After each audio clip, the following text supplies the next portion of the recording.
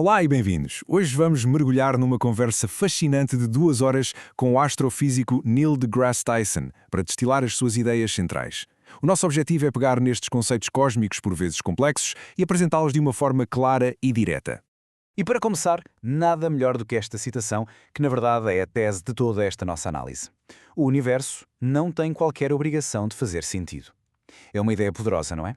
E é precisamente este o ponto de partida para tudo o que vamos explorar a seguir. Ok, vamos a isso. Um universo para além do senso comum. E esta secção explora exatamente isto. Porque é que a nossa intuição, o nosso chamado senso comum, é muitas vezes uma ferramenta péssima para compreender o cosmos. E o ponto crucial é este. O nosso cérebro é, antes de mais, uma ferramenta de sobrevivência. Evoluiu para nos ajudar a encontrar comida e evitar predadores na savana africana. Não foi, de todo, desenhado para compreender as regras bizarras da mecânica quântica ou as escalas astronómicas. Por isso é que a nossa intuição nos falha redondamente quando somos confrontados com o que é muito, muito grande ou incrivelmente pequeno. E agora vamos explorar alguns desses mistérios cósmicos. Vamos ver como isto se aplica, na prática, a alguns dos maiores enigmas que desafiam completamente a nossa lógica do dia-a-dia. Parem um segundo e pensem nesta pergunta. Como é que um infinito pode ser maior do que outro? Parece um paradoxo, certo? Uma impossibilidade lógica. E, no entanto, matematicamente, é uma realidade. Ora bem, a comparação que o Tyson faz para explicar isto é genial. Por um lado, temos o conjunto infinito dos números de contagem. 1, 2, 3, 4 e por aí fora para sempre. Mas depois temos outro conjunto infinito, o dos números irracionais. São todos aqueles números como o π ou a raiz quadrada de 2, que existem entre os números inteiros. E como é que se prova que um é maior que o outro? Bem, os matemáticos usam um método a que chamam mapeamento, onde tentam fazer corresponder a um número de cada conjunto. E o que eles descobrem é que os números irracionais simplesmente ultrapassam os números de contagem. Há mais deles. E assim temos um infinito que é comprovadamente maior que outro. A nossa intuição fica completamente baralhada com isto. Agora, preparem-se para este número: 95%. O que é que isto poderá ser? Pois bem, esta é a percentagem do universo que é composta por matéria escura e energia escura. Nós sabemos que estão lá porque conseguimos medir os seus efeitos gravitacionais, mas fundamentalmente não fazemos a mínima ideia do que são. Basicamente, tudo o que conhecemos, as estrelas, os planetas, nós, é apenas 5% do universo. Os outros 95% são um completo e absoluto mistério. Mas o desafio não está só lá fora, no cosmos. Vamos trazer a conversa de volta à Terra porque os equívocos e as falhas de intuição acontecem aqui mesmo, à nossa frente. É a ciência contra a pseudociência.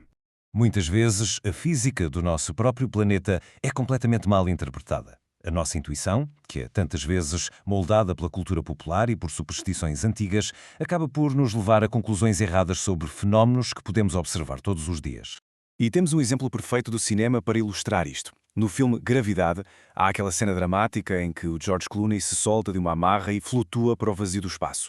É um momento de cortar a respiração, sem dúvida. Mas, fisicamente, está incorreto. Na realidade, sem nenhuma outra força a atuar sobre ele, ele teria ficado exatamente ali, a flutuar ao lado da nave, graças à inércia. E exemplos como este há aos montes. A crença persistente de que a Terra é plana, apesar de todas as evidências. O medo do número 13, que leva a que edifícios inteiros omitam o 13º andar. Ou, claro, a ideia de que a astrologia pode prever o nosso futuro com base em padrões de estrelas. São tudo casos em que o pensamento falho se sobrepõe à realidade observável. Então, se a nossa intuição nos falha tantas vezes, como é que nos podemos defender? A resposta, segundo Tyson, está num método científico. É a nossa melhor ferramenta para descobrir a verdade. E um bom exemplo de como isto funciona é um conceito que é muitas vezes mal interpretado: o efeito do observador. Há toda uma mística à volta da ideia de que a nossa consciência, o simples ato de olhar para algo, altera esse algo. Mas a explicação é muito mais mecânica. Na verdade, funciona assim.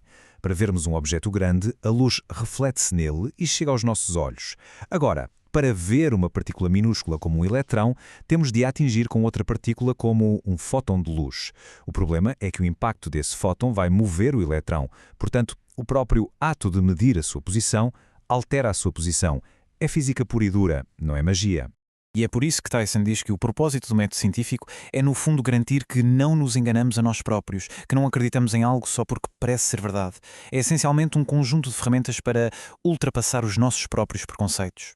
A chave, portanto, é reconhecer que todos temos vieses cognitivos. A nossa mente tem pontos cegos E por isso temos de usar uma investigação estruturada e metódica para testar a realidade, em vez de confiarmos apenas naquilo que nos parece certo.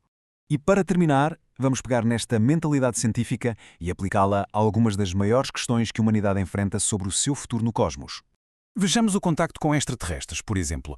Stephen Hawking tinha algum receio, temendo que uma civilização avançada nos tratasse da mesma forma que os humanos trataram culturas menos avançadas, com conquista e destruição.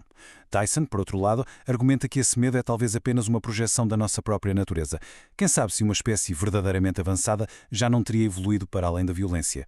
E há tantos outros desafios no horizonte. O risco de nos prendermos na Terra por causa do nosso próprio lixo espacial. A ascensão da inteligência artificial, que pode não partilhar os nossos desejos. E, claro, o enorme desafio de nos tornarmos uma espécie que habita vários planetas. E tudo isto nos deixa com uma última e enorme questão. À medida que a humanidade avança para as estrelas e desenvolve tecnologias como a IA, vai levar consigo a sua intuição, com todas as suas falhas, ou seremos finalmente capazes de adotar uma mentalidade tão vasta e curiosa como o próprio universo? A resposta a essa pergunta, bem, essa vai definir o nosso futuro.